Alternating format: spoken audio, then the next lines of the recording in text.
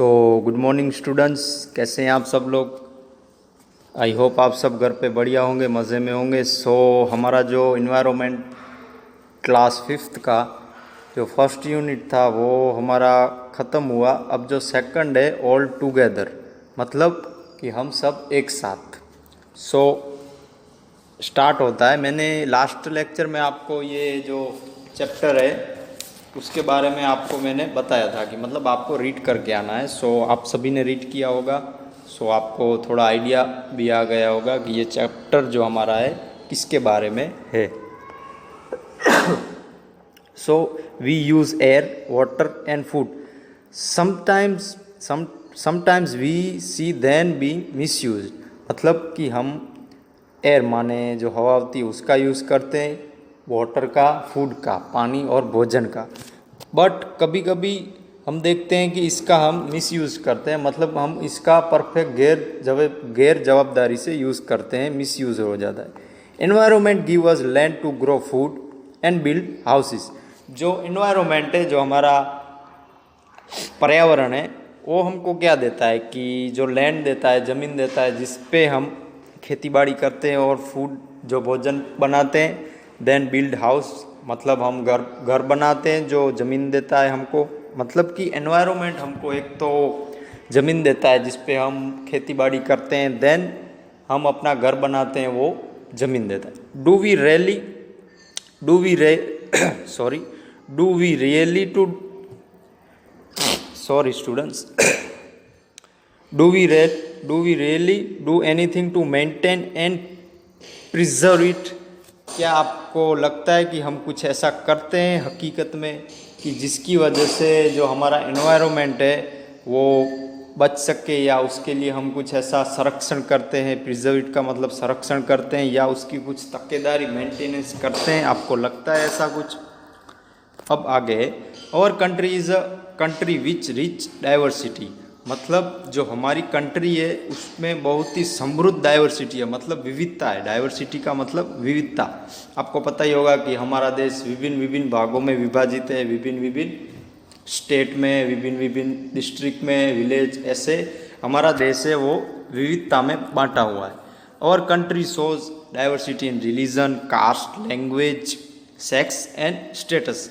जो हमारी कंट्री है वो किन किन विविधताओं में बटी हुई है, मतलब जो फर्स्ट है रिलीजन माने जो धर्म, कास्ट माने जो जाति होती है वो, देन लैंग्वेज भाषा, सेक्स मतलब लिंग माने मेल फीमेल, एंड लास्ट है स्टेटस, मतलब जो हमारा क्या हम बताते हैं, मतलब कि स्टेटस का मतलब क्या आपकी पहचान है वो।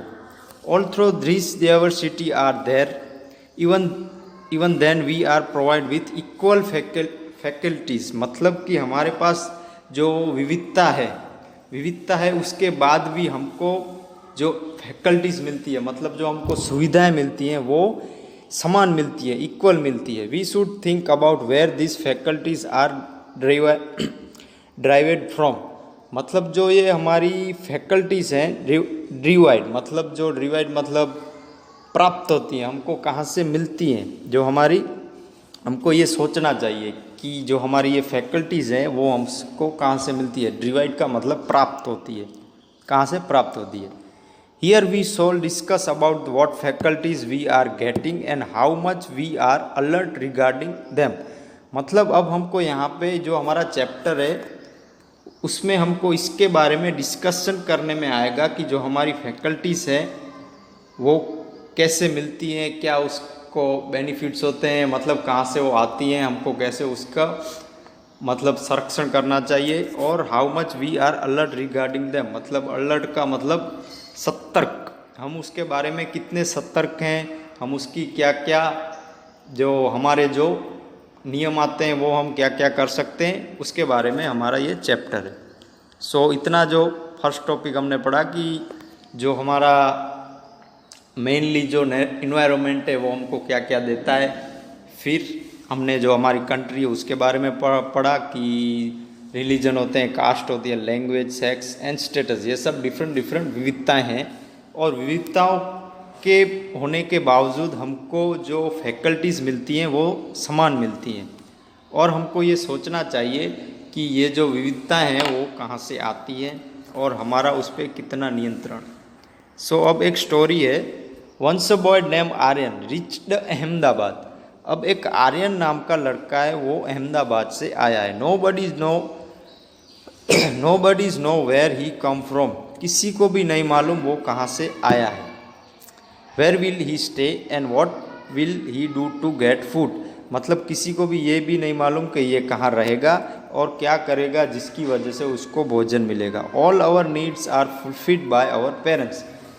आपको भी पता है और सभी को पता है कि जो हमारी नीड्स होती हैं, जैसे हमारा जो खर्चा पानी खर्चा पानी तो नहीं, बट जो हमारी नीड्स होती हैं, जैसे हमारे भोजन, जो हमारे डेली बेस पे जो हमारी ज़रूरतें होती हैं, वो सब हमको कौन प्रोवाइड करता है? वो सब हमारे जो पेरेंट्स प्रोवाइड करते हैं। कि हमारी जो नीड है वो सब हमारी पेरेंट्स, जो हमारे माता पिता मॉम डैड हैं, वो हमें प्रोवाइड करते हैं। बट वो विल हेल्प दिस बॉय। अब जो ये आर्यन आया है उसका कोई है नहीं, मतलब कि किसी को भी नहीं पता वो कहाँ से आया है, उसके पेरेंट्स कौन है। दिस बॉय हमको ये बताया है कि वो कहाँ से आया है और उसका क्या पता है, किसी को नहीं मालूम। सो दैट इन्होंने इसलिए कहा है कि हमारे पेरेंट्स हैं जो हमारी सारी ज़रूरतें पूरी करते हैं। What will happen to him. अब उसके साथ क्या होगा, मतलब कि जो अब ये आया है आर्यन, तो वो बाहर से आया है, तो वो कहाँ रहेगा, क्या खाएगा, उसका कोई अता पता नहीं है। सो दैट ये हमको पिक्चर्स के रूप में एक स्टोरी बताई गई है। सो अब वो आगे देखेंगे हम। तो स्टूडेंट्स, हमने जो स्टोरी देखी आर्यन वाली, कि वो आर्यन नाम का एक बॉय है जो अहमदाबाद से आया है। अब वो कहाँ रहेगा, क्या खाएगा, किसी को पता नहीं है और उसकी कौन हेल्प करेगा। सो ये रही वो स्टोरी। मतलब ये उसके पिक्चर्स हैं, उसके पिक्चर्स के मुताबिक उसको बताया गया है कि जो अब है जो स्टोरी है वो मैं आपको एक बार समझा देता हूँ। फिर इसके जो क्वेश्चन है उसके आंसर भी मैंने यहाँ पे डाल दिए हैं, तो आपको कोई दिक्कत नहीं होगी। सो दैट एक बार स्टोरी आप समझ लीजिए। जो आर्यन नाम का लड़का है, पहले वो वहाँ पे आता है तो देखता है 2 सीमेंट के पाइप हैं। आप देख सकते हैं यहाँ पे सीमेंट के पाइप है। वो सीमेंट के पाइप में रहने लगता है। फिर वो यहाँ पे आप देख सकते हैं सीमेंट के पाइप में रहता है। देन वो कुकिंग करता है, छोटी छोटी ऐसी थिंग्स के यूज़, छोटी छोटी ऐसी वस्तु का यूज़ करके। फिर उसको कोई एक दूसरा ऐसा दोस्त मिल जाता है जो उसी की तरह है, कि वो भी अकेला है, वो भी अकेला रहता है, मतलब उसका भी कोई है नहीं, इसी की तरह, आर्यन की तरह। तो वो दोनों साथ में रहते हैं, आप देख सकते हैं ये दोनों साथ में। तो वो कुछ लेता है, मतलब जो दूसरा बॉय है वो कुछ ले आया होगा, जैसे जैसे दूसरा कोई बॉय है वो कुछ ले आया होगा, जैसे खाना ले आना, जैसे कोई साग भाजी वेजिटेबल्स, ऐसे वो ले आया होगा। फिर आप देख सकते हैं कि वो एक जो चादर होती है वो भी ले आया होगा। उसका वो शेड माने जो शेड बना लेते हैं, मतलब वो कैंप टाइप वो बना लेते हैं। कैंप टाइप मतलब वो चादर ले आता है। देन वो यहाँ पे कुछ ऐसे खाना बनाते हैं, वे भी आप देख सकते हैं। सो इस तरह ये दोस्त रहने लगते हैं। सो इसके आधार पे इसके आधार पे हमको यहाँ पे क्वेश्चन दिए गए हैं। Where would Aryan's first house be. Cement pipe would be Aryan's first house. तो आर्यंस का जो फर्स्ट हाउस क्या हो सकता है? 2 सीमेंट के जो 2 पाइप हैं वो उसका फर्स्ट हाउस है। Which faculty would Aryans have first. So यहाँ पे मैंने सारे आंसर लिख दिए हैं। 3rd का भी है, 4th का भी है, 5th का, 6th का और 7th का, ऐसे 7th क्वेश्चन है। सो आपको ये 7th क्वेश्चन 2 टाइम लिखने हैं। एंड आपको कोई समझ में ना आया हो या क्वेरी हो तो मेरा कांटेक्ट करना। सो आपका फर्स्ट होमवर्क ये है कि ये जो क्वेश्चन है वो आपको 2 टाइम्स लिखने हैं। जो आर्यन वाली जो स्टोरी है उसके मुताबिक ही ये सारे क्वेश्चन और आंसर हैं। सो आपको ये 2 टाइम्स लिखने हैं। 7 क्वेश्चन है, आपको 2 टाइम्स लिखने हैं। इसका मैं फ़ोटो भी जो हमारा ग्रुप है उसमें डाल दूंगा, तो आपको कोई दिक्कत ना होगी, और PDF भी डाल दूंगा। सो ये आपका फर्स्ट होमवर्क है कि आपको 2 टाइम्स ये क्वेश्चन लिखने हैं और सेकंड होमवर्क मतलब आपकी एक्टिविटीज़ है। तो आपने लास्ट वीडियो में कैसे बोला था वीडियो बनाना, और उसमें 5 to 6 थिंग्स हमने जो हमारे नेचर है उसकी रिक्वायर मतलब उसके संरक्षण के लिए हम क्या कर सकते हैं, वो वाला हमने लास्ट वीडियो बनाया था, आप सभी ने बनाया था। अब आपको एक ऐसा वीडियो बनाना है कि जिसमें आपको 5 to 6 सेंटेंस ऐसे बोलने हैं जिसके लिए आप ग्रेटफुल हो।